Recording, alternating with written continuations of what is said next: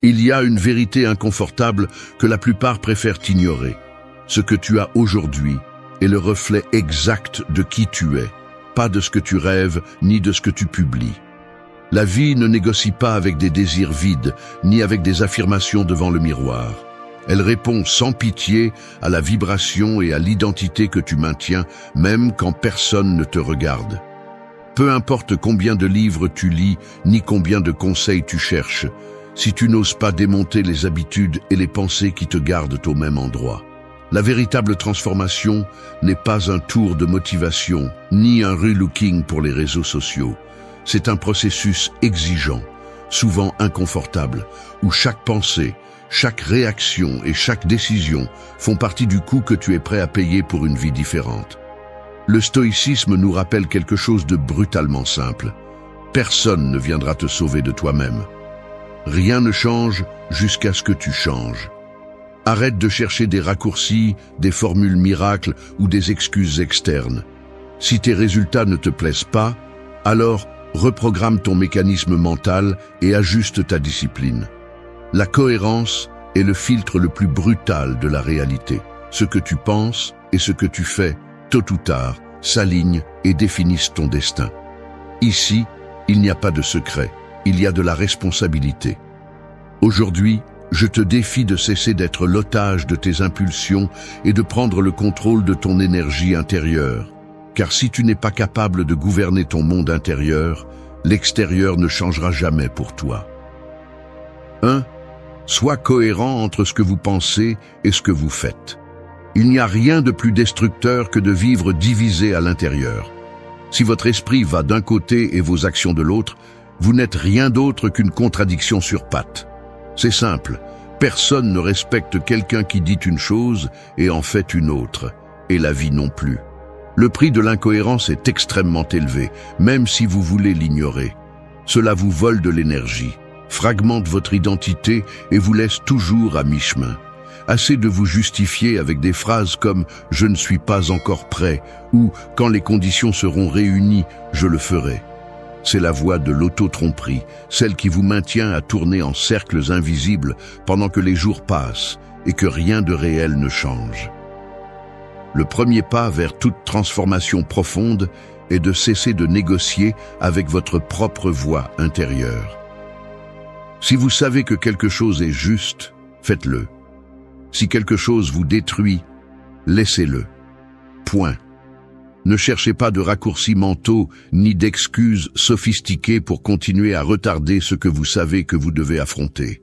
Il y a une dette qui s'accumule chaque fois que vous trahissez ce que vous pensez. C'est une fracture dans votre caractère et un poids qui finit par écraser votre estime de soi.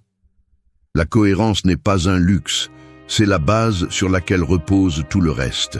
Quand ce que vous pensez, ressentez et faites est aligné, vous cessez de traîner ce sentiment d'agir pour les autres ou de nécessiter une validation externe.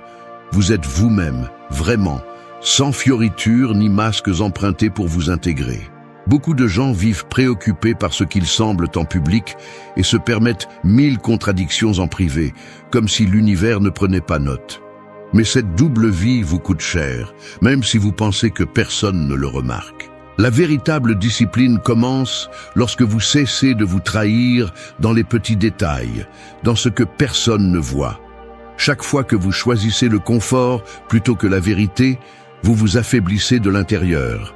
Et ensuite, vous ne comprenez pas pourquoi tout vous coûte le double, pourquoi les résultats n'arrivent pas ou vous échappent des mains.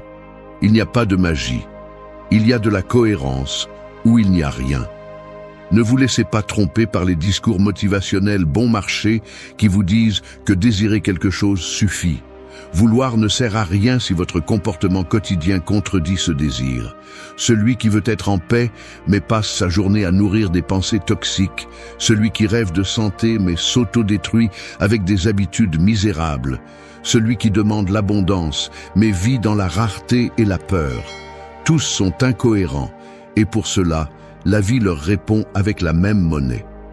Vous ne recevez que ce que vous êtes capable de soutenir avec votre vibration et vos actes, pas avec vos belles paroles. La cohérence est la véritable autorité. Personne ne peut vous acheter du respect, ni à vous-même, ni aux autres, si vous n'êtes pas congruent. Commencez à entraîner la cohérence comme un muscle. Il ne s'agit pas d'être parfait, il s'agit de réduire chaque jour la distance entre ce que vous savez et ce que vous faites. Oui, cela va faire mal à de nombreuses reprises. Oui, cela nécessitera que vous renonciez à des plaisirs immédiats, à justifier vos faiblesses et à supporter l'inconfort de vous regarder en face sans anesthésie. Mais le résultat est la liberté intérieure. Chaque décision cohérente renforce votre caractère et vous rapproche de cette version de vous qui n'a plus besoin de convaincre qui que ce soit, car sa seule présence transmet la vérité. Vous voulez une vie différente? Commencez par ne plus vous trahir. Sans cohérence, tout ce que vous ferez ne sera qu'une façade. Avec cohérence, tout devient possible. 2. Prends soin de ton énergie. Élimine les excuses internes.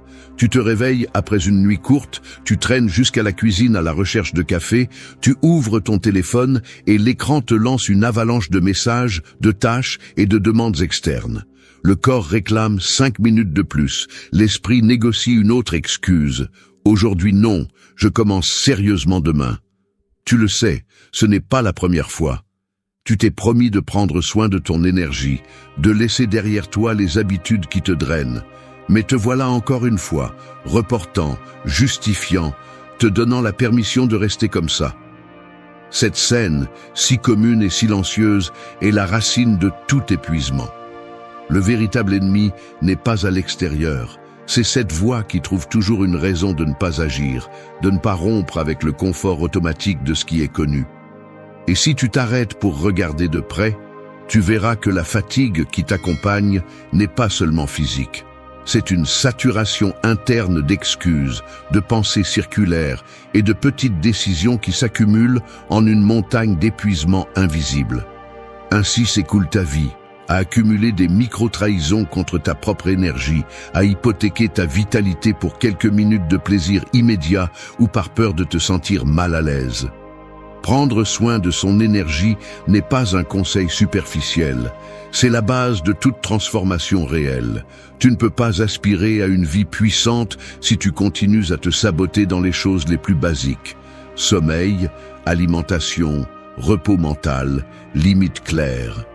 Le corps est ton premier territoire de discipline. Si tu le maltraites, si tu le remplis de stimuli toxiques, si tu lui refuses l'essentiel, tout le reste s'effondre. Mais la racine de cette négligence se trouve presque toujours dans le dialogue interne. Ce murmure constant qui minimise les dégâts, qui te dit qu'il n'y a pas de problème pour une fois, que demain sera différent. Cette narration te piège dans un cercle sans fin, car chaque excuse répétée affaiblit ta volonté et t'habitue à négocier toujours vers le bas. Les véritables chaînes sont mentales. Si tu ne les brises pas, aucune nouvelle habitude ne tiendra plus d'une semaine. Le mécanisme est astucieux. Tu te convaincs que tu as besoin d'être motivé pour commencer, que la fatigue justifie tout abandon, que les autres ont plus de chance, plus de temps, moins d'obstacles. Mais la réalité est beaucoup plus simple et brutale. Ton énergie dépend de ce que tu tolères et de ce que tu choisis chaque jour, pas de ce que tu prévois ni de ce que tu rêves. La vie te répond selon tes standards, pas selon tes intentions. Si tu acceptes des excuses internes, c'est ce que tu multiplies dans tous les aspects. Relations médiocres, résultats médiocres, état d'âme médiocre. La qualité de ton énergie détermine la qualité de ta vie. C'est une loi interne que personne ne peut éviter. Jusqu'à quand vas-tu continuer à reporter le moment de te prendre au sérieux? La discipline n'est pas un acte héroïque. C'est la somme de décisions inconfortables, répétées encore et encore, jusqu'à ce que ton identité ne négocie plus avec la paresse ni avec l'autocompassion. Tu n'as pas besoin d'être parfait, mais tu dois être honnête. Ce que tu laisses passer aujourd'hui est le standard qui s'installe demain. Le véritable soin de soi n'est pas de se donner des permissions, c'est de se demander ce qui est nécessaire pour soutenir la vie que tu dis vouloir. L'énergie se préserve dans l'invisible, dans ce que tu choisis quand personne ne regarde, dans ce que tu consommes avec les yeux, la langue et l'esprit, dans ce que tu permets de t'habiter chaque jour. Il n'y a pas de raccourci, soit tu te renforces, soit tu t'épuises. Chaque excuse interne que tu tolères est une fuite, et chaque fois que tu l'élimines, tu regagnes du pouvoir. Choisis de cesser de négocier avec tes propres faiblesses. Arrête de demander à la vie de te donner ce que tu sabotages toi-même. La transformation commence lorsque tu assumes que ton énergie est ton capital le plus précieux et que personne, absolument personne, ne va la protéger pour toi. Fais-le inconfortable. Fais-le inconfortable jusqu'à ce que l'inconfort devienne ta nouvelle base, car c'est seulement là que commence le véritable changement. 3. Construisez votre identité avec des habitudes quotidiennes. Je vais être honnête. Pendant longtemps, j'ai résisté à l'idée que mon identité n'était pas une vérité établie, mais une somme de choix quotidiens, dont beaucoup étaient si automatiques que je ne réalisais même pas comment ils me définissaient. L'auto-tromperie est subtile. Vous vous répétez que vous êtes comme ça, que vos réactions font partie de votre caractère, que certaines habitudes vous correspondent simplement. Mais si vous regardez avec une brutalité sincère, vous réalisez que chaque petit acte, chaque décision apparemment insignifiante, façonne silencieusement la manière dont vous vous percevez et vous comportez. Vous n'êtes pas vos intentions, vous êtes ce que vous maintenez. L'identité n'est pas un joli récit pour se sentir mieux. C'est un solde accumulé d'habitudes, de cohérence, de renoncements inconfortables et d'engagements tenus même lorsque personne n'applaudit. C'est la vérité qui est la plus difficile à affronter, car cela implique que vous ne pouvez blâmer personne d'autre pour le résultat. Celui que vous êtes aujourd'hui s'est construit pas à pas avec les routines que vous avez tolérées et celles que vous avez voulu briser mais que vous n'avez pas faites. La construction de l'identité est un processus beaucoup moins romantique que ce que vendent les livres de développement personnel. Il ne s'agit pas de visualiser, de répéter des affirmations ou d'attendre des révélations spectaculaires. Il s'agit de systématiser des comportements, de mettre en pilote manuel ce que le pilote automatique sabote depuis des années. Les habitudes sont des briques, personne ne va les placer pour vous. Si vous choisissez chaque jour la procrastination, la plainte, le désordre, l'autocompassion, que cela vous plaise ou non, cela devient la matière première de votre identité. Chaque fois que vous répétez un comportement, aussi petit soit-il, vous renforcez un chemin mental. Le cerveau apprend vite ce que vous répétez et devient accro à cette inertie. Il ne s'agit pas de chercher l'habitude parfaite, ni de tout changer d'un coup, mais de comprendre que chaque action habituelle est un vote silencieux pour la personne que vous choisissez d'être. Votre identité est la somme de vos choix répétés. C'est la phrase que personne ne veut entendre car elle élimine le réconfort du hasard. Si vous voulez changer votre vie en profondeur, la première chose à faire est d'identifier quelles habitudes soutiennent la version de vous que vous ne tolérez plus et lesquelles vous rapprochent, même un peu, de la version que vous respecteriez. C'est ici que la plupart se perdent. Elles veulent de nouveaux résultats avec de vieilles habitudes.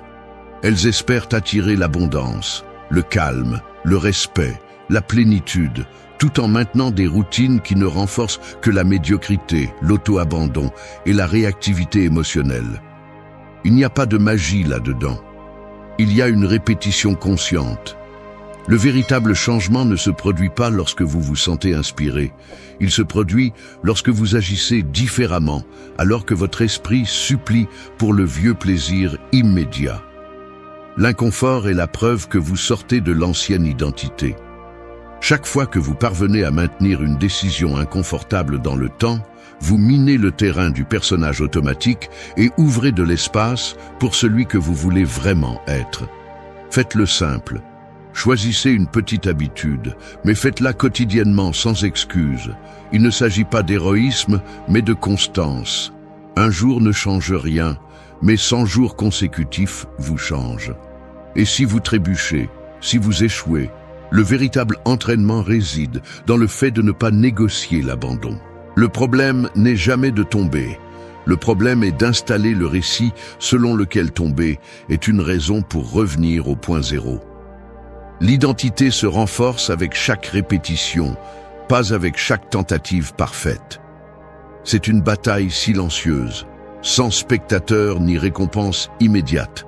Mais c'est la seule qui en vaille la peine, car c'est ainsi que votre vibration, vos résultats et votre estime de soi cessent de dépendre du hasard ou de la validation externe.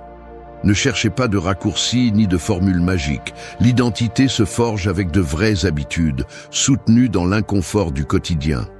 Si vous voulez du respect de soi, construisez-le avec des décisions qui ne trahissent pas ce que vous savez que vous devez faire. Chaque petite action ajoute ou retire du pouvoir. Là, sur ce terrain silencieux, se définit qui vous êtes vraiment. 4. Maîtrisez vos réactions avant d'agir. Vous traversez une rue aux heures de pointe, le feu passe au rouge et la foule avance comme un courant serré. Quelqu'un vous pousse par derrière, ne vous regarde pas, continue son chemin. Vous sentez la chaleur monter dans votre poitrine, la mâchoire se contracte, les poings se ferment presque par réflexe. Dans ce micro-instant, la réaction automatique se manifeste, l'envie de lâcher un mot acerbe, de réclamer, de rendre le coup. Mais à peine vous arrêtez-vous pour observer cet élan, vous découvrez son véritable visage. Ce n'est même pas le vôtre, c'est un reflet appris, une chaîne de réactions héritées qui s'active sans permission. C'est ainsi que fonctionnent la plupart de vos réponses quotidiennes, comme des ressorts qui sautent parce que quelqu'un d'autre a appuyé sur le bon bouton. Si vous n'entraînez pas cette pause avant d'agir, vous vivez comme une marionnette de vos émotions, entraînée par l'inertie de chaque stimulus externe. Maîtriser vos réactions ne consiste pas à vous réprimer, mais à diriger l'énergie qui émerge avant qu'elle ne vous possède. Sur le visage d'une personne qui reçoit une critique inattendue se dessine une séquence révélatrice. D'abord, les sourcils se froncent, les lèvres se tendent, les yeux se rétrécissent comme s'ils se préparaient à la défense. C'est le corps qui avertit qu'il se sent attaqué, même avant que l'esprit ne traite ce qui se passe. Si vous cédez à ce premier mouvement, vous vous condamnez à réagir depuis la blessure, non depuis la conscience. La plupart des discussions inutiles, des regrets, des cycles de culpabilité naissent dans cet espace minuscule, entre le stimulus et la réaction. Cet intervalle que presque personne ne respecte, car nous nous sommes entraînés à répondre par impulsion et à le justifier ensuite. La véritable force se mesure dans cet instant, quand vous pouvez sentir la vague monter à l'intérieur, mais choisissez de ne pas vous laisser emporter. C'est un acte silencieux, presque invisible de l'extérieur, mais c'est là que se forge la maîtrise personnelle. Un visage qui respire profondément avant de répondre, des épaules qui se détendent au lieu de se recroqueviller, un regard qui s'adoucit lorsqu'il attend d'être blessé. Ces petits gestes sont des signes que le contrôle est à l'intérieur, pas à l'extérieur. Répondre n'est pas la même chose que réagir. Cette ligne sépare celui qui vit dirigé par ses blessures de celui qui vit dirigé par sa vision. Il ne s'agit pas de devenir insensible ni d'engloutir tout. Il s'agit de choisir la qualité de votre réponse, de ne pas céder le contrôle de votre vie à quiconque ou à toute situation qui décide d'appuyer sur vos boutons. Chaque fois que vous freinez l'impulsion et vous donnez 2 secondes de plus pour observer ce qui émerge, vous reprenez autorité sur vous-même. Cet espace de pause est votre véritable liberté. Là, vous pouvez décider si votre réaction ajoute ou retire du pouvoir, si elle renforce l'identité que vous souhaitez construire ou vous ramène à la version automatique que vous avez tant de mal à laisser derrière vous.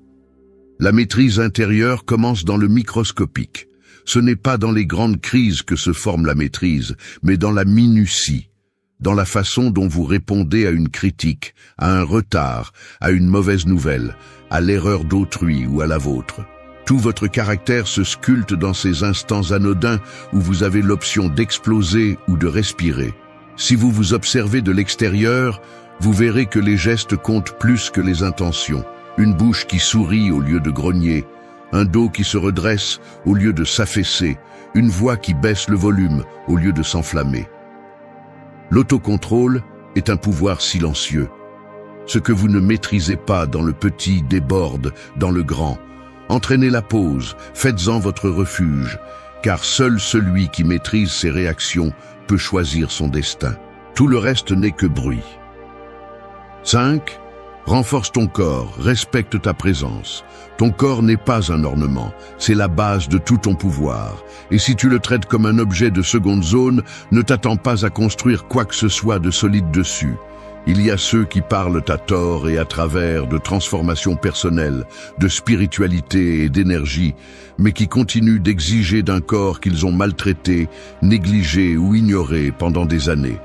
Ça ne fonctionne pas comme ça. Prétendre que tu peux aspirer à une vie extraordinaire tout en te contentant d'habitudes misérables, de repos insuffisant, d'aliments qui t'éteignent, de postures qui te courbent, c'est le plus basique et le plus lâche des auto-illusions. Le corps est la scène où se joue ton destin. Tu ne peux pas négocier avec ça. Tu peux mentir à ton esprit, tu peux déguiser tes émotions, mais le corps te réclame toujours la facture complète, sans réduction ni délai. Arrête de te cacher derrière des excuses comme le manque de temps, la fatigue ou la génétique.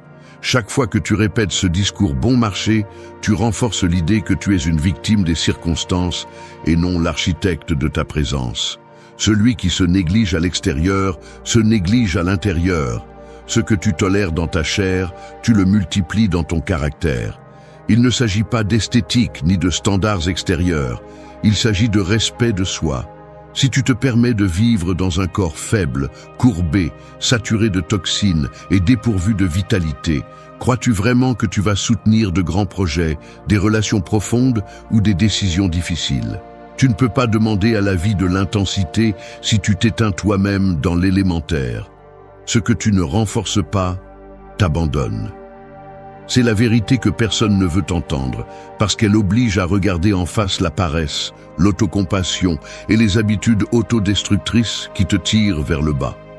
La présence n'est pas un discours, c'est un résultat. Elle se remarque dans la façon dont tu entres dans une pièce, dans la manière dont tu habites ton espace, dans la façon dont tes mouvements communiquent de la sécurité ou le doute. Un corps entraîné, soigné et respecté n'est pas seulement plus fort. Il est plus difficile à manipuler, plus résistant à la pression, moins réactif au stress. La discipline physique n'est pas optionnelle si tu veux du respect authentique, ni de la part des autres, ni de toi-même. Tu veux de la clarté mentale, mais tu intoxiques ton organisme chaque jour. Tu veux du magnétisme, mais tu ne supportes même pas 5 minutes d'inconfort physique. Tu veux des résultats exceptionnels, mais tu te permets des routines médiocres qui te drainent d'énergie. Comme ça, il n'y a pas de miracle. Ne te laisse pas tromper en attendant de te sentir prêt pour commencer. Personne ne se sent motivé au départ parce que le corps est programmé pour rechercher le confortable et le connu. L'inconfort initial est le filtre qui élimine ceux qui ne parlent que de changement et distingue ceux qui le construisent vraiment. Chaque goutte de sueur, chaque minute de sommeil récupéré, chaque aliment qui nourrit au lieu de drainer est un investissement qui ne se perd pas. C'est la base qui soutient tout le reste. Aussi simple que cela, aussi brutal. Ne cherche pas à sauter l'étape inconfortable, car c'est là que se forge la véritable présence, celle qui ne peut pas être feinte ni achetée. La question est directe et ne souffre pas de détour. Combien de temps vas-tu encore justifier de vivre dans un corps que tu trahis chaque jour? La réponse, tu la vois déjà dans le miroir et dans ton énergie. Tu n'as pas besoin de plus de théorie, tu as besoin d'une action soutenue, d'un respect de base, d'une discipline quotidienne. Parce que si tu ne commences pas par ton corps, tout le reste n'est qu'un château de cartes attendant le premier souffle pour s'effondrer. Respecte ta présence ou cesse d'exiger de la vie ce que tu n'es pas prêt à soutenir toi-même. Sans corps fort, il n'y a pas d'identité forte. Sans présence, il n'y a pas d'autorité. C'est la racine. 6. Vis aujourd'hui comme la personne que tu veux être. La vérité la plus inconfortable est celle-ci. Personne ne devient la personne qu'il souhaite être en attendant qu'un jour, quelque chose change à l'extérieur. Tu continues à remettre ta propre vie à plus tard, parce que tu crois que tu as d'abord besoin de conditions idéales, de validation ou d'un signe magique. Mais ce que tu n'oses pas regarder en face, c'est qu'à chaque jour, tu choisis déjà qui tu es, à travers tes actions, tes réponses et les limites que tu tolères. L'avenir n'arrive pas par magie. Tu le construis ou tu le sabotes avec chaque décision que tu prends aujourd'hui. La différence entre la version de toi que tu admires et celle que tu es actuellement n'est pas une question de chance ni de talent. C'est la somme de micro-décisions inconfortables que tu laisses passer par peur de te sentir imposteur. Tu vis enfermé dans l'idée que tu dois d'abord avoir confiance, clarté ou résultat pour commencer à agir comme cette personne que tu imagines, mais tu ne réalises pas que la confiance n'apparaît que lorsque tu te soutiens dans l'acte, pas dans la fantaisie. Si tu prends le temps d'analyser tes pensées lorsque tu fais face à un moment décisif, tu verras que l'esprit a tendance à lancer des arguments pour te protéger de l'inconfort. Je ne suis pas encore prêt. La prochaine fois, je ferai mieux. Ce n'est pas si grave si je cède aujourd'hui. C'est ce mécanisme qui te maintient petit, car intérieurement, tu es toujours identifié à ta version passée, celle qui survit, celle qui évite les erreurs, celle qui ne dérange personne.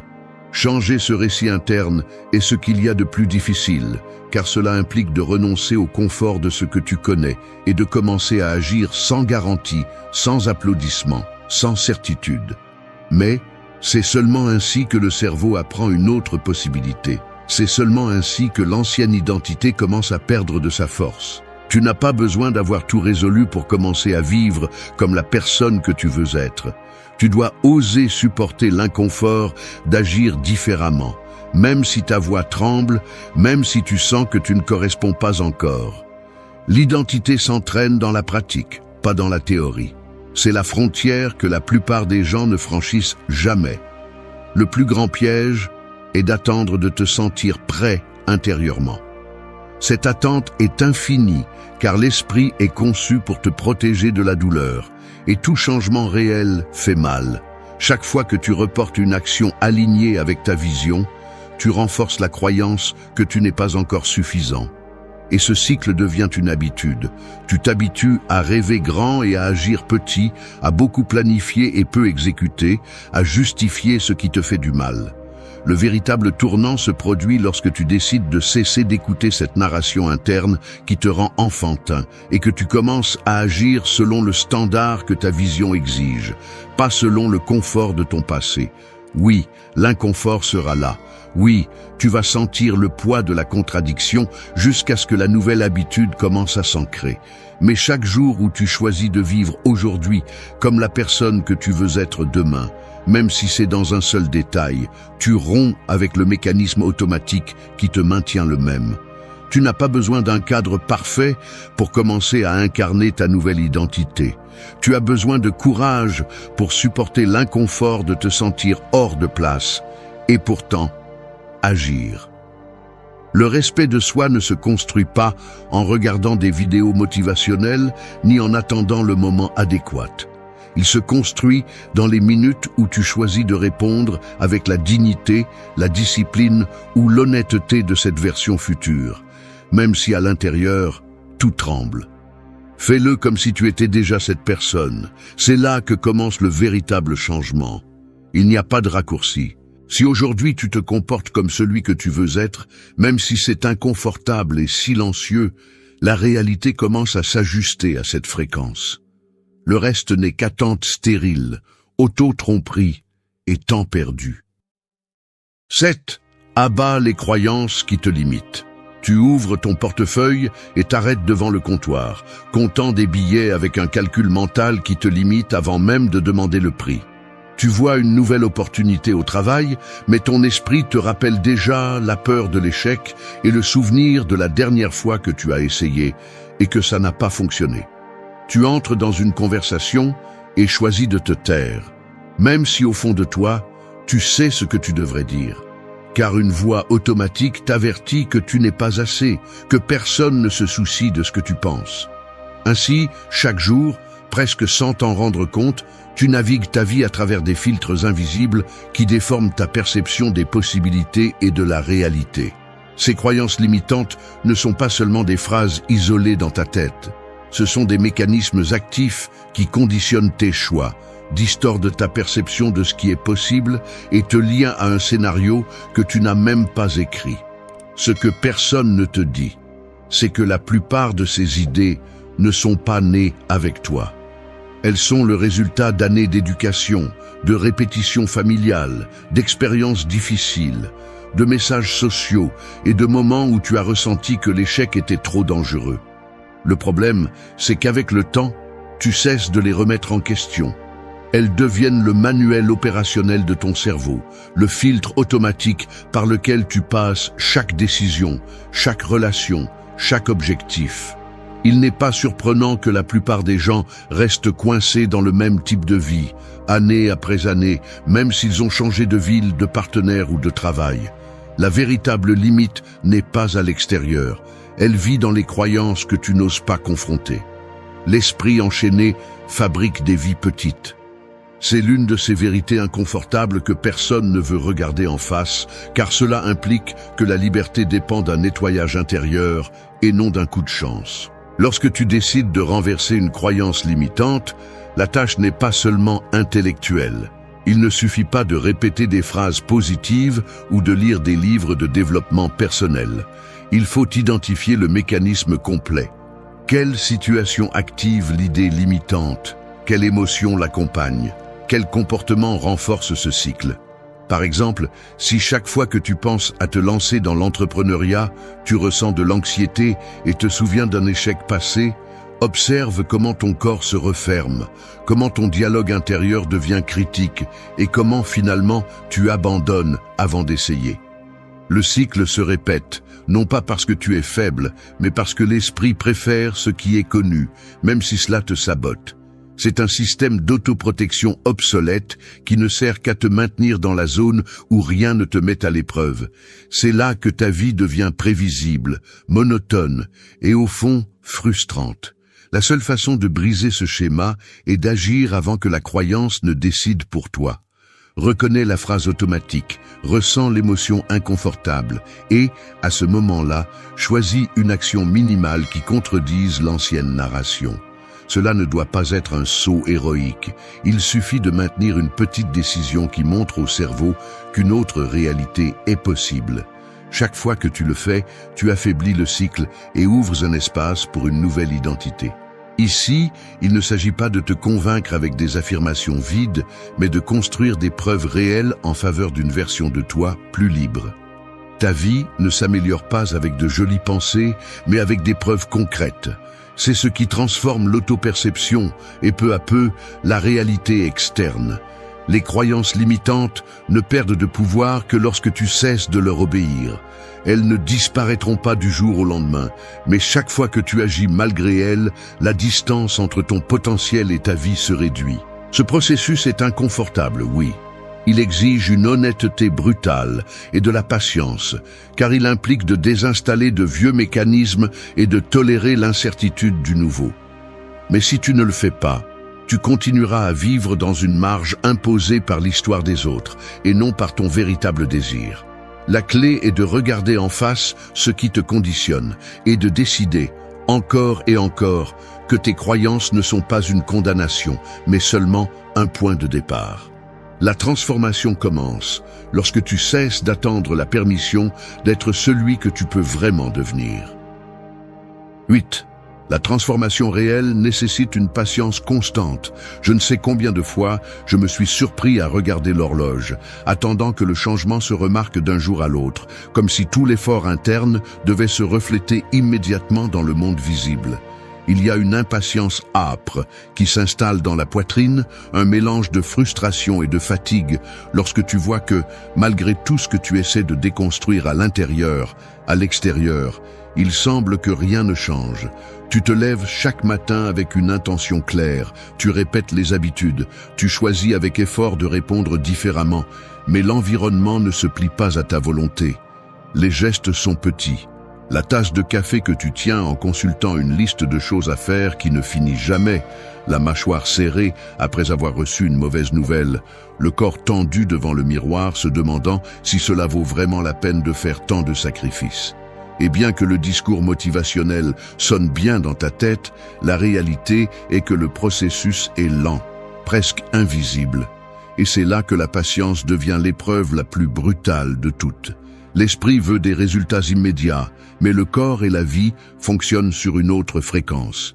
Tu sens comment l'anxiété s'infiltre dans les épaules, dans la respiration, dans la façon dont tu marches plus vite, juste pour sentir que tu avances. Le désir d'accélérer tout cela est presque physique, comme une pression dans la poitrine qui te pousse à chercher des raccourcis, à te demander s'il n'y aurait pas un chemin plus facile, une formule secrète pour te réveiller un jour et sentir que tu es déjà une autre personne. Mais la vérité est qu'aucun changement réel ne respecte ce rythme artificiel. Il y a des jours où il semble que tu as fait un pas en arrière, où les vieilles habitudes reviennent avec plus de force, où la version ancienne de toi-même réapparaît, comme si elle voulait te rappeler qu'il n'est pas si facile de la laisser derrière. Tu te vois réagir de la même manière, tomber dans les mêmes pièges mentaux, et la tentation d'abandonner se sent comme un soulagement immédiat. Ce que personne ne te dit, c'est que la transformation authentique est comme semée dans une terre aride. Tu te salis les mains, tu transpires l'attente, et pendant longtemps, tu ne vois que la surface sèche. Chaque petit acte de discipline, chaque fois que tu choisis de ne pas céder à la réaction automatique, chaque habitude maintenue même sans témoin, est une graine qui semble ne pas porter de fruits. Mais la racine pousse d'abord dans l'invisible, et le caractère se construit dans ce terrain souterrain où personne n'applaudit. Tu te donnes à fond à la salle de sport quand le corps demande à rester au lit. Tu choisis de la nourriture réelle quand l'esprit demande un plaisir immédiat. Tu dis non à la distraction, même si la solitude pèse. C'est là que se mesure la patience, dans le fait de soutenir le processus, même si tu ne peux pas te vanter de résultats, ni obtenir de récompenses rapides. Le temps est le véritable filtre du changement. Seul celui qui supporte cette lenteur construit une transformation qui ne s'effondre pas au premier coup. L'impatience est le sabotage le plus subtil. Elle te convainc que si tu ne vois pas de résultat, rien ne fonctionne. Mais la réalité est que le changement interne s'accumule toujours en silence, comme un investissement qui ne montre des intérêts qu'après beaucoup de temps. Chaque répétition, chaque limite que tu maintiens, chaque fois que tu choisis l'inconfort constructif, tu es en train de sculpter une identité qui ne dépend pas de la reconnaissance externe. Les gens veulent de la magie, mais ce qui te transforme, c'est la constance brutale, cette obstination silencieuse de ne pas abandonner le processus lorsque la motivation s'éteint. La patience est une discipline soutenue dans le vide. Et dans ce vide se forgent ceux qui parviennent vraiment à soutenir une vie différente. Tu n'as à prouver quoi que ce soit à personne, même pas à toi-même, à chaque étape. La seule chose que le processus te demande, c'est de supporter l'inconfort, d'avancer lentement, de ne pas voir de résultats immédiats, de faire confiance au fait que ce que tu sèmes aujourd'hui sera ta récolte inévitable demain. Ce n'est qu'ainsi que la transformation cesse d'être un désir et devient une réalité que aucun revers ne peut arracher. Patience constante, c'est la clé qui ouvre toutes les portes qui en valent la peine. Personne ne va arrêter l'horloge pour toi.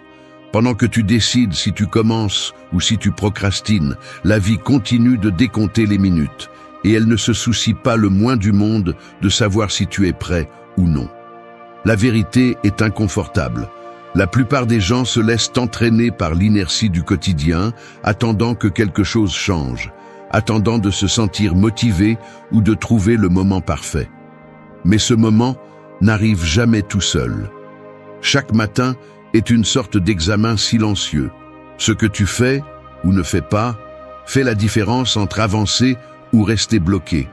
Il n'y a pas de récompense pour ceux qui passent leur vie à justifier pourquoi ils ne commencent pas. Il y a un coût psychologique élevé à vivre à moitié, à laisser les excuses gouverner tes routines, à hypothéquer tes propres rêves pour construire ceux des autres. Personne ne va investir en toi si tu ne le fais pas d'abord. Le soin de soi n'est pas un luxe, c'est la base pour résister à l'épuisement mental et physique de la vie réelle. Si tu ne vis qu'en regardant dans le rétroviseur, tu perds le présent et tu répètes les mêmes erreurs. La discipline n'est pas négociable. La constance quotidienne pèse plus que n'importe quel talent ou coup de chance. Et non, personne ne va applaudir tes petites réussites autant que toi. Apprends à les célébrer en privé et à avancer. Au final, seul toi peux décider si tu deviens le protagoniste ou le spectateur de ta propre vie. L'urgence n'est pas de l'anxiété, c'est une clarté brutale. Il n'y a pas de temps à perdre. 1. Choisis d'avancer dès le premier instant. La vie n'a pas de bouton pause, ni d'option de retour en arrière. Chaque jour que tu choisis de remettre à plus tard, chaque matin où tu cèdes à la paresse ou te caches derrière des excuses, c'est du temps que tu ne récupéreras jamais. C'est aussi simple que cela, peu importe ce que tu te dis. La réalité est que le monde continue de tourner, les gens avancent, et tu peux rester exactement où tu es, ou prendre la décision d'avancer, même si tu n'as presque pas la force de le faire. La différence entre ceux qui réussissent et ceux qui restent coincés dans la médiocrité n'est pas le talent, ni la chance, ni des circonstances externes. C'est la capacité de se lever et de bouger quand la tête est encore pleine de doutes et que le corps veut rester immobile. Les excuses sont le prix que tu paies pour ne pas agir. Chaque fois que tu choisis de regarder ton téléphone avant de regarder tes priorités, chaque fois que tu te promets « demain je commence », tu t'entraînes à échouer. Ce n'est pas une exagération, c'est un mécanisme mental que tu renforces chaque fois que tu tournes le dos à l'action. Et pendant que tu te convaincs que tu as besoin de motivation, que aujourd'hui est une journée compliquée, que tu mérites de te reposer un peu plus, tes opportunités s'accumulent comme une dette silencieuse qui te coûtera cher tôt ou tard. Personne ne vient te sauver, personne ne fera pour toi ce que tu ne fais pas pour toi-même. Il est facile de raconter des histoires sur tout ce qui te retient, facile de justifier l'inertie avec des explications sophistiquées. Mais la vérité est simple. Tu n'avances que si tu choisis d'avancer. Et ce premier mouvement, cet instant où tu décides d'agir même si tu n'en as pas envie, même si tu n'as pas de clarté, est la seule chose qui te sépare d'une autre journée gâchée. Le monde ne va pas s'arrêter parce que tu n'es pas prêt. La discipline ne se donne pas. Elle se construit avec des décisions inconfortables, une après l'autre, depuis la minute où tu ouvres les yeux. Tu n'as pas besoin d'attendre de te sentir inspiré. Tu n'as pas besoin que les conditions soient parfaites. Tu n'as pas besoin de savoir exactement comment tu vas y parvenir, car personne ne le sait au début. Ce dont tu as besoin, c'est de l'honnêteté brutale, d'accepter que si tu n'avances pas maintenant, si tu ne te pousses pas dès le premier instant, tu renforces le même schéma que d'habitude. Procrastiner, te lamenter, répéter le cycle. Le premier pas est le plus coûteux, mais aussi le plus décisif. Ne négocie pas avec ta propre faiblesse. L'action détruit le doute. Décide d'avancer et le reste commence à s'organiser. Il n'y a pas de raccourci. La discipline commence avec la première décision de la journée. 2. Protège ton énergie chaque matin.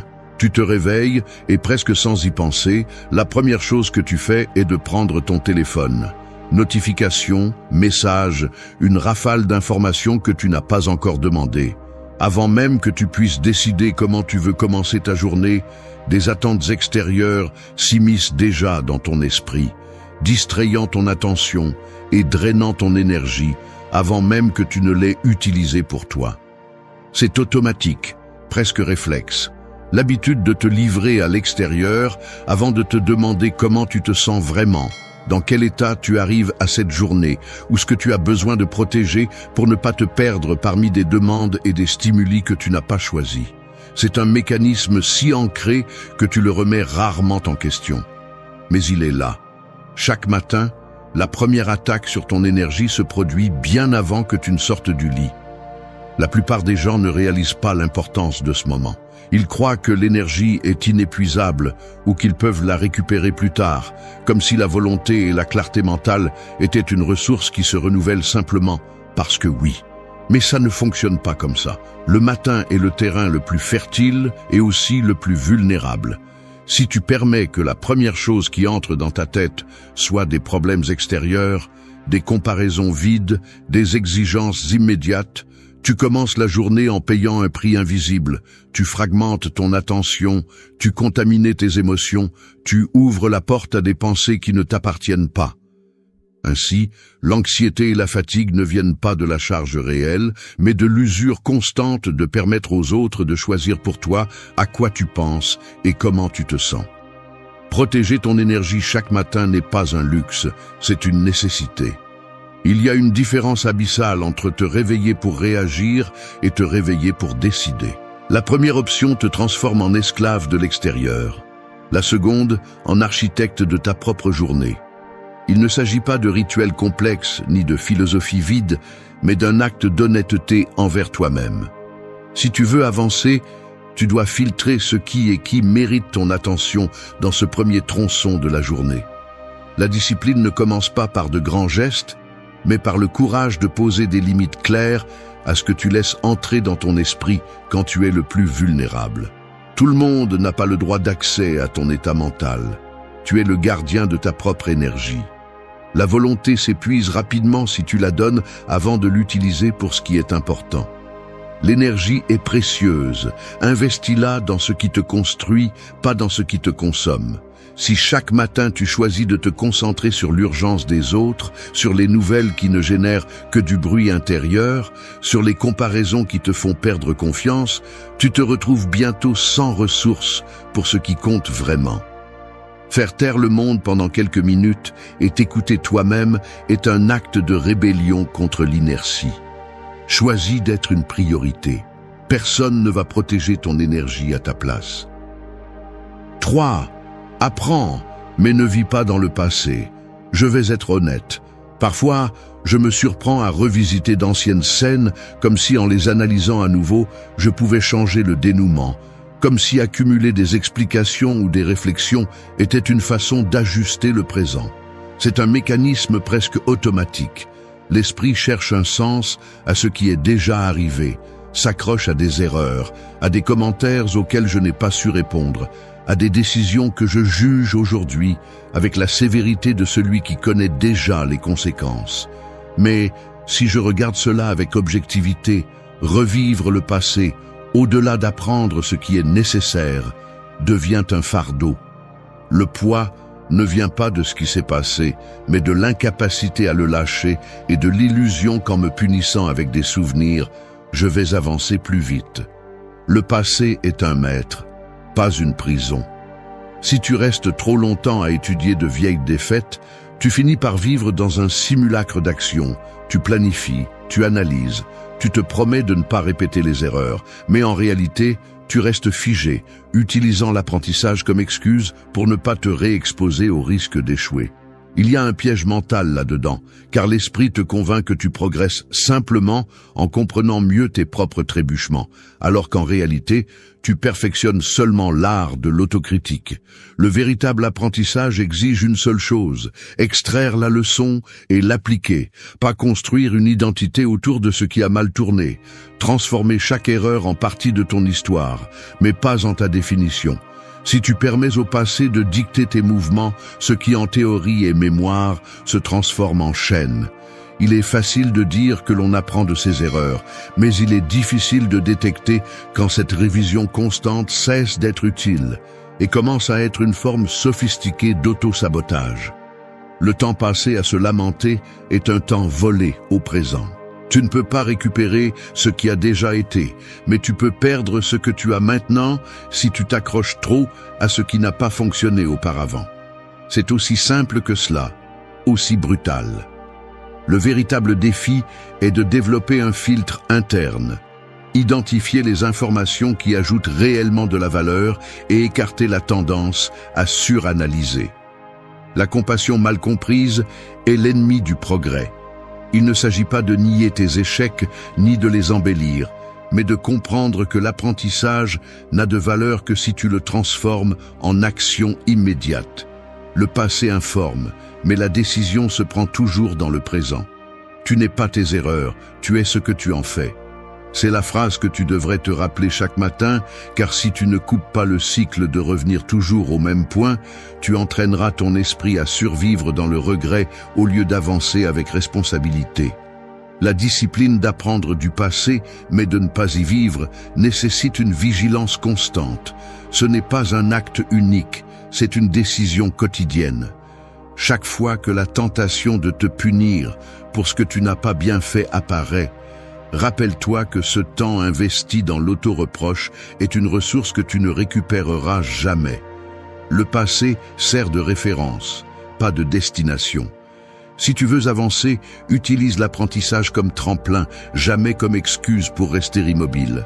L'avenir ne t'attend pas, il ne t'appartient que si tu coupes l'ancre et commences à ramer aujourd'hui. Ou 4.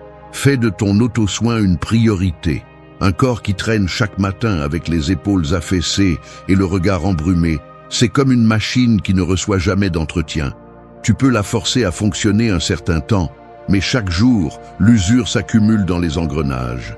Il suffit de regarder les petits gestes, la lenteur avec laquelle tu te lèves, la rigidité dans la mâchoire en mâchant le petit déjeuner, ce clignement d'œil lourd devant le miroir, comme si ton reflet te demandait si aujourd'hui tu vas continuer à te traiter comme une ressource jetable. La plupart apprennent à ignorer ces signaux parce que le système récompense la productivité à tout prix, même lorsque ce que tu sacrifies est ton propre équilibre. Mais le coût est réel, et tôt ou tard, la facture arrive. Irritabilité, fatigue qui ne disparaît pas même avec des heures de sommeil, pensées qui se bousculent dans ta tête comme des voitures dans un embouteillage mental. Tu t'entraînes tous les jours, mais pas pour la force, plutôt pour la résistance toxique de continuer à avancer tout en s'effondrant de l'intérieur. L'auto-soin n'est pas une récompense pour les bons jours, ni un luxe pour quand il y aura du temps. C'est la condition minimale pour que tout autre effort ait un sens. Si ton énergie est l'investissement le plus précieux, pourquoi la dépenses-tu d'abord pour tout ce qui est extérieur et laisses-tu les restes pour toi? Il y a une différence énorme entre survivre et être vraiment présent dans ta vie. Celui qui se néglige finit par vivre en mode automatique. Il répond à des messages en mangeant, répète des routines d'exercice sans sentir son corps, se pousse avec du café au lieu de s'occuper de la fatigue réelle. L'auto-soin est un acte de respect de soi, un rappel que tu n'es pas une pièce interchangeable ni une machine à satisfaire les attentes des autres. Ce n'est pas de l'égoïsme, c'est une fondation. Celui qui ne se priorise pas devient une version brisée de lui-même, qui ne peut offrir que des miettes aux autres. Regarde ta journée avec honnêteté. Te traites-tu comme tu traiterais quelqu'un que tu aimes, ou es-tu le premier à te mettre sur la liste des sacrifices? Il y a de petits pactes que tu fais avec toi-même chaque jour. Sauter le petit déjeuner, ignorer le mal de tête, accepter l'insomnie comme partie du prix à payer. Mais ces négligences s'accumulent et finissent par miner non seulement ton rendement, mais aussi ta capacité à profiter de n'importe quel accomplissement. Tu ne peux pas exiger de ton corps et de ton esprit qu'ils fonctionnent dans des conditions optimales si tu les utilises comme s'ils étaient incassables. La discipline n'est pas seulement travailler dur, c'est aussi savoir quand s'arrêter, quand écouter ce que demande ta santé et ton équilibre. Tu ne peux rien construire de solide sur une base fracturée. C'est la vérité que beaucoup nient jusqu'à ce que la situation devienne insoutenable. L'auto-soin est une déclaration quotidienne. Aujourd'hui, je me choisis aussi. Il ne s'agit pas de spa, ni de retraite coûteuse, mais de pratiques concrètes et soutenues, de bien manger, de dormir suffisamment, de te donner la permission de te déconnecter du bruit, de dire non quand ton énergie est à son limite. Ce n'est pas un acte héroïque, c'est un devoir. Le véritable progrès commence par prendre soin de l'instrument avec lequel tu vas parcourir le chemin, toi-même. Sans auto-soin, tout le reste est insoutenable. Si tu te négliges, tu te perds. 5. Travaille sur tes rêves, pas sur ceux des autres. Si tu ne travailles pas sur tes rêves, tu deviens un outil pour ceux des autres. C'est aussi simple que brutal. Le monde est rempli de gens qui attendent que tu dépenses ton énergie, ton temps et ton talent pour des objectifs qui ne sont pas les tiens. Et si tu baisses la garde, ils t'absorbent sans que tu ne t'en rendes compte. Chaque jour que tu consacres à remplir des attentes extérieures, à accomplir des tâches qui ne nourrissent que l'ambition d'autrui, est un jour que tu perds dans ta propre construction. Ne te trompe pas, personne ne va apparaître pour te rendre les heures gaspillées, et personne ne se souciera ensuite du projet de vie que tu n'as jamais osé commencer. Si tu remets à plus tard ce qui t'appartient par peur, par confort ou par ce poison doux de l'approbation, tu t'entraînes à être spectateur de ta propre vie. Le prix de ne pas poursuivre tes rêves est de devenir un pion de l'agenda d'un autre, toujours en réaction, toujours à contre-courant de ce qui te tient vraiment à cœur. Arrête de déguiser en responsabilité ce qui, au fond, est de la peur de décevoir. Tu n'es pas plus mature en te sacrifiant éternellement pour les rêves des autres pendant que les tiens pourrissent dans un coin. Il y a ceux qui te font croire que tu dois d'abord résoudre la vie de tout le monde avant de mériter même une tentative sur ce qui t'appartient. Mensonge.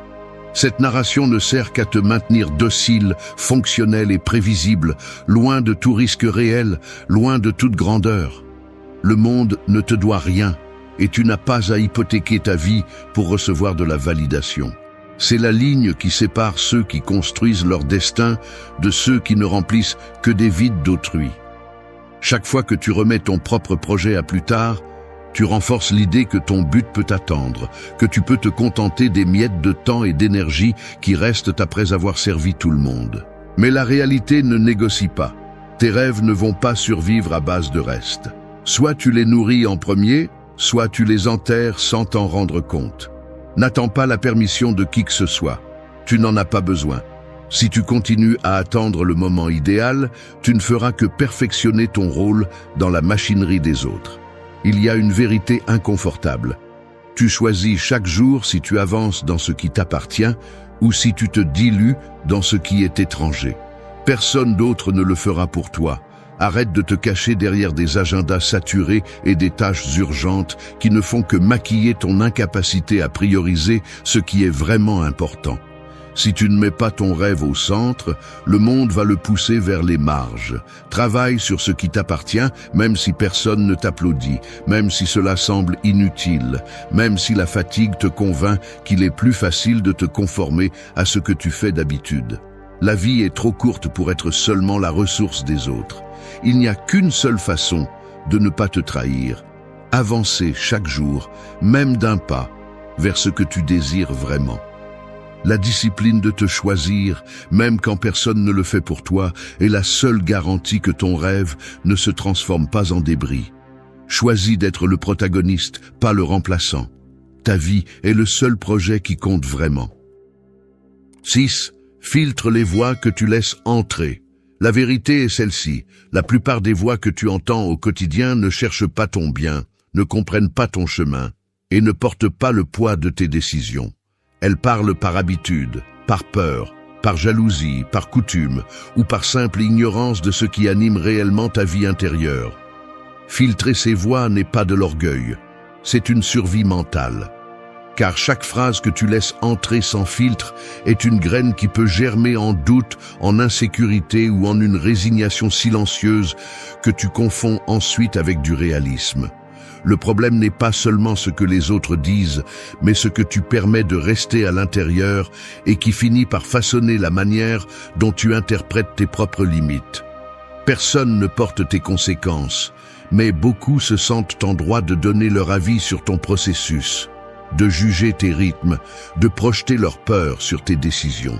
Si tu n'apprends pas à distinguer les voix qui ajoutent de celles qui te drainent, tu finis par opérer sous un scénario étranger, répétant des croyances héritées que tu n'as jamais remises en question et étouffant tes propres impulsions avant qu'elles n'aient l'espace de grandir.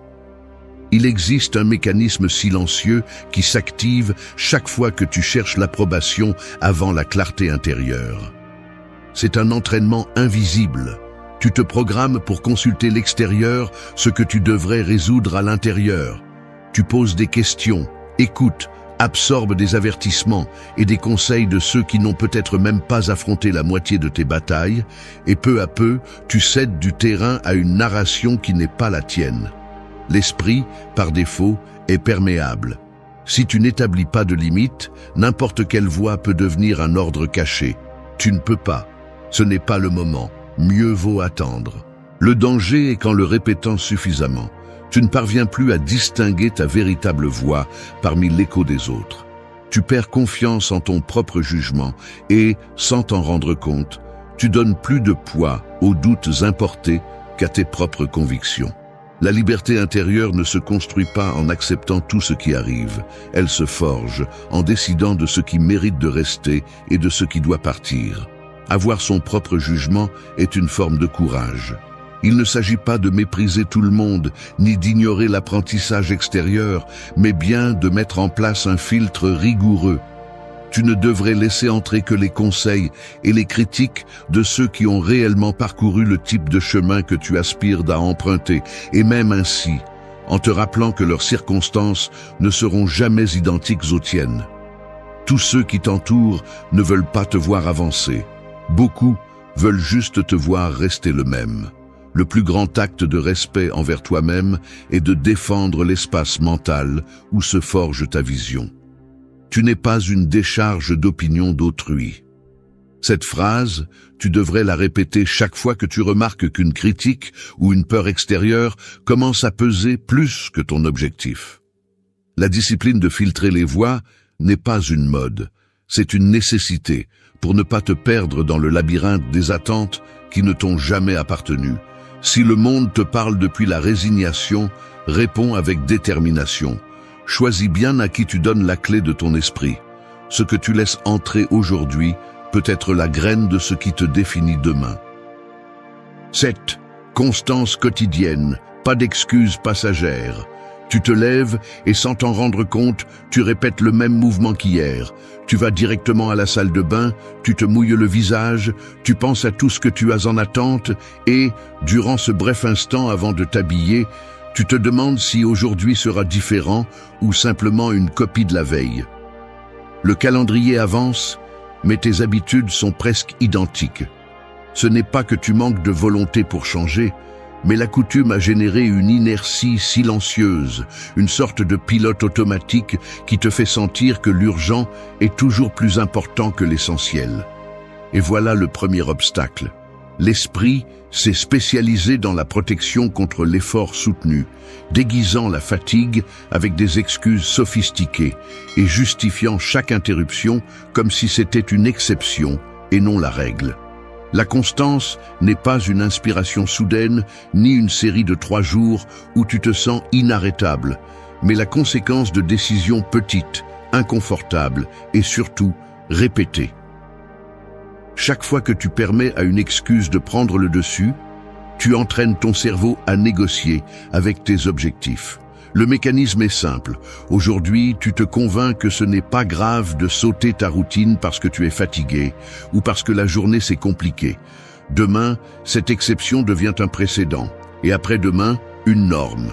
Ce qui commence comme un simple ajustement finit par éroder ton engagement. Le véritable danger n'est pas l'échec ouvert, mais l'accumulation de concessions minimales qui, additionnées, t'éloignent des années-lumière de la personne que tu veux être. Être constant, alors, n'est pas une question de motivation, mais de structure interne. Nous parlons de construire un système de minimum non négociable, des actions que tu exécutes quoi qu'il arrive, peu importe l'état d'esprit, la météo ou la validation externe. C'est la discipline qui te sauve lorsque l'émotion s'épuise. La différence entre avancer et stagner réside dans la quantité d'excuses que tu tolères. Une vie construite sur des justifications est une vie en mode pause déguisée en occupation. Rien ne change si tu n'agis que lorsque tu te sens inspiré. Ce qui transforme réellement, c'est l'insistance quotidienne, l'engagement presque obstiné envers ce que tu as décidé qu'il importe. Le succès n'est pas un coup de chance, c'est la somme de jours où tu as fait ce qu'il fallait, même si tu n'en avais pas envie. Ce que tu répètes te définit. C'est la réalité, aussi brutale que libératrice. Ne cherche pas de miracle dans des moments d'euphorie. Investis dans la répétition consciente d'actions qui te rapprochent, même d'1 millimètre, de ton objectif. Chaque excuse acceptée est une brique de plus dans le mur qui te sépare de ton potentiel. Si tu veux des résultats différents, arrête de négocier avec ton propre engagement. La différence entre un spectateur et un protagoniste est écrite dans les décisions que tu maintiens quand personne ne te regarde.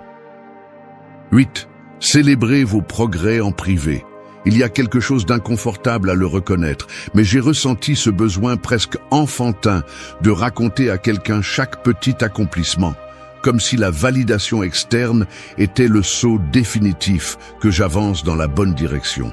C'est automatique. Une partie de moi veut montrer des preuves que je ne perds pas mon temps, comme si le processus n'avait aucune valeur sans témoin.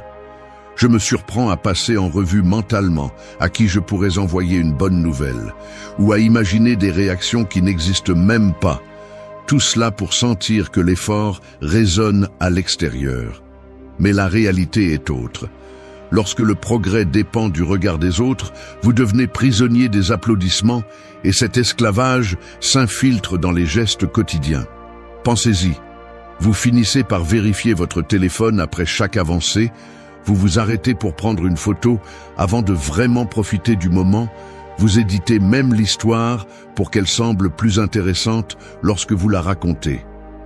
C'est un mécanisme silencieux, presque invisible, qui vous vole la satisfaction authentique et la remplace par une dose fugace d'approbation. Le véritable progrès est autre chose. Il se produit dans ces moments silencieux où personne ne regarde, où le seul témoin êtes vous, avec vos doutes et vos certitudes. Vous regardez l'horloge après avoir terminé une tâche qui semblait auparavant impossible. Vous sentez le pouls accélérer après avoir terminé cet entraînement que vous vous étiez promis. Vous ressentez un soulagement subtil en remarquant qu'une réaction automatique ne contrôle plus vos décisions. Personne ne le voit, personne ne l'applaudit, mais c'est là que se forge le caractère. Le progrès réel ne se mesure pas en likes ni en félicitations. Il se perçoit dans l'ajustement de la posture, dans la respiration plus calme, dans ce regard ferme lorsque vous tenez enfin vos propres engagements. La discipline se cultive en privé et le mérite authentique n'a pas besoin d'audience pour être précieux. Célébrer en privé est une preuve de maturité. C'est l'acte de reconnaître que la valeur de votre avancement ne dépend pas de la reconnaissance externe, mais de la cohérence entre ce que vous avez dit que vous feriez et ce que vous avez réellement fait, même si personne d'autre ne le sait. Il y a une dignité profonde à fermer les yeux un instant et à vous permettre de ressentir de la fierté sans le partager, sans chercher des témoins. C'est un investissement émotionnel qui renforce votre confiance en vous, car il vous prouve que vous pouvez vous soutenir sans échafaudage extérieur. Personne n'a besoin de voir votre processus pour qu'il soit réel. La victoire silencieuse pèse plus que 1000 applaudissements vides. C'est la ligne qui devrait guider vos jours. Si votre progrès n'existe que lorsque quelqu'un d'autre le valide, vous devenez dépendant d'une énergie que vous ne contrôlez jamais. Mais si vous apprenez à célébrer en privé, vous alimentez une source interne qui ne s'épuise pas chaque fois que le monde vous ignore. Les petits pactes tenus, les micro-avancées soutenues, la dignité de faire ce qui est juste même si personne ne le remarque, c'est ce qui vous soutient lorsque la motivation s'éteint et que l'environnement est indifférent ou même hostile. Choisissez le silence comme espace sacré pour vos réussites. Il y a un pouvoir brutal à regarder votre propre avancement et à savoir, sans témoin, que vous avancez bel et bien. La véritable force n'a pas besoin d'annonce. C'est la vérité qui sépare ceux qui construisent leur propre chemin de ceux qui cherchent seulement à se voir marcher. 9. Utilise l'urgence à ton avantage. Un incendie ne te laisse pas le temps de discuter si tu as envie de bouger. Soit tu cours, soit tu brûles. C'est aussi simple que ça. Le problème, c'est que la plupart des gens vivent en croyant que l'incendie est toujours loin, qu'ils ont du temps, qu'ils peuvent continuer à repousser, à peaufiner des excuses et à redessiner des plans pour un futur confortable qui n'arrivera jamais. Mais la réalité est différente. L'urgence n'attend pas que tu te sentes prêt et chaque jour perdu est une pièce de moins dans la structure de ta vie. Si tu te permets d'agir seulement lorsque le feu te brûle déjà les talons, c'est parce que tu as trop longtemps entraîné la passivité. Tu veux des résultats? Alors arrête de traiter ta vie comme si c'était une gomme éternelle et prends conscience. Chaque matin est un ultimatum déguisé en routine. Soit tu t'actives, soit tu te consumes dans la même monotonie. L'auto-tromperie est le mécanisme le plus coûteux que tu puisses entretenir. Tu te répètes qu'il y a encore du temps, que le moment idéal est à venir, que demain tu auras plus d'énergie ou de clarté pour faire ce pas qui te fait peur aujourd'hui. Mensonge. Ces récits ne font que t'entraîner à tolérer la paralysie, à accepter la médiocrité comme norme et à t'anesthésier face à ta propre insatisfaction. Si tu n'utilises pas l'urgence à ton avantage, l'urgence se transforme en anxiété destructrice, en dette de vie, en ce fatigue existentielle qui te pèse même si tu n'as rien fait. Ne confonds pas une hâte vide avec de la détermination.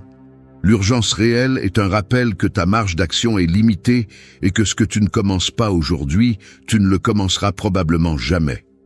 Personne ne viendra te pousser lorsque le confort est devenu ta zone de confort déguisée en responsabilité. Le calendrier ne négocie pas. La différence entre avancer et rester bloqué est la disposition à agir, même si ton esprit te vend l'idée que ce n'est pas encore nécessaire. Chaque décision reportée est une brique de plus dans cette prison invisible dans laquelle tu es entré seul et dont toi seul peux sortir. Fais-le avant d'en avoir envie. C'est la ligne qui sépare ceux qui construisent de ceux qui ne rêvent que de le faire un jour. Il ne s'agit pas de vivre dans un état de stress permanent, mais de cesser d'alimenter l'illusion que tu peux contrôler le temps. L'urgence n'est pas l'ennemi du calme, c'est le moteur de l'action consciente. Si chaque matin ne te rappelle pas que la vie est finie, alors tu as déjà perdu la moitié de la bataille. Arrête de négocier avec ta propre paresse. Celui qui remet à plus tard finit par être otage de ses propres excuses. L'urgence est une alliée redoutable. Elle t'oblige à passer à l'action. Elle te tire de la léthargie et concentre ton attention là où cela compte vraiment. Attendre est un luxe que seuls ceux qui ont déjà abandonné peuvent se permettre. Utilise l'urgence comme une ancre pour rester éveillé. Aujourd'hui compte. Demain est de la fumée. 10. Prends la responsabilité de chaque jour. Chaque jour compte, même si tu préfères l'ignorer. La vérité est que personne d'autre ne vivra ta vie à ta place, ni ne portera le poids de ce que tu laisses inachevé. Il y a une responsabilité silencieuse qui commence dès que tu ouvres les yeux. Reconnaître que ce qui se passe aujourd'hui dépend, dans une large mesure, des décisions que tu prends et de celles que tu évites. C'est inconfortable de l'admettre, car assumer une responsabilité absolue signifie faire face à toutes les fois où tu as choisi la facilité, la tiédeur, ce qui ne dérange pas. Mais le fait brutal est que personne ne te doit rien. Ton état, tes progrès, ton stagnation sont le résultat direct de tes choix quotidiens, pas des circonstances extérieures, ni des erreurs des autres, ni du hasard. L'esprit, habile dans l'art de l'évasion, cherche des raccourcis. Il invente des explications pour procrastiner, blâme des facteurs hors de contrôle, te convainc que tu n'as pas ce qu'il faut ou que demain sera un meilleur moment. C'est là qu'émerge le plus coûteux des auto-illusions. Croire que tu peux vivre en pilote automatique et qu'un jour, par magie, tout s'arrangera. Mais la réalité intérieure ne ment pas.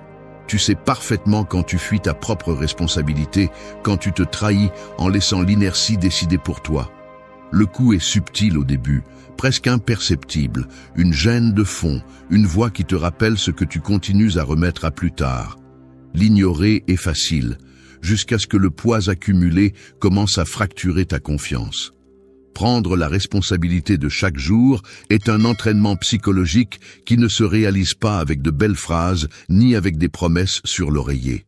C'est un travail inconfortable, car cela exige une honnêteté brutale, admettre que le véritable contrôle ne réside pas dans ce qui se passe à l'extérieur, mais dans la façon dont tu réagis à ce qui arrive, dans ce que tu choisis de prioriser et dans la qualité de tes actions, même quand personne ne te regarde. Il ne s'agit pas de perfection, mais de cohérence. Si chaque jour tu choisis de remettre à plus tard ce qui est important pour éviter l'effort, tu finis par entraîner un muscle de faiblesse. Si tu choisis de faire face à l'inconfort initial et d'agir, même si c'est dans les petites choses, tu commences à construire une base interne de respect de soi. L'autodiscipline n'est pas un don, c'est le résultat d'une chaîne de petites décisions soutenues dans le temps. Personne ne va te donner le droit de te sentir en contrôle. Cela se gagne en respectant ce que tu sais que tu dois faire, même si ton corps et ton esprit te demandent le contraire. la responsabilité et la capacité de répondre non seulement face aux crises, mais aussi dans la routine, dans les détails silencieux que personne n'applaudit. Ton jour est ta signature. C'est ce que tu laisses dans le monde, même si personne d'autre ne le voit. Si tu remets ta responsabilité à plus tard, la vie te fera tout de même payer, mais avec des intérêts. Prends en charge aujourd'hui. Demain n'est qu'une hypothèse. Merci d'être resté jusqu'à la fin de la vidéo. Si vous avez tout vu, commentez « Je suis stoïcien » comme notre signe secret, indiquant que vous êtes un véritable apprenant du stoïcisme. N'oubliez pas de vous abonner et de liker la vidéo si elle vous a plu. Rendez-vous dans la prochaine vidéo et rappelez-vous, continuez à cultiver votre esprit stoïque.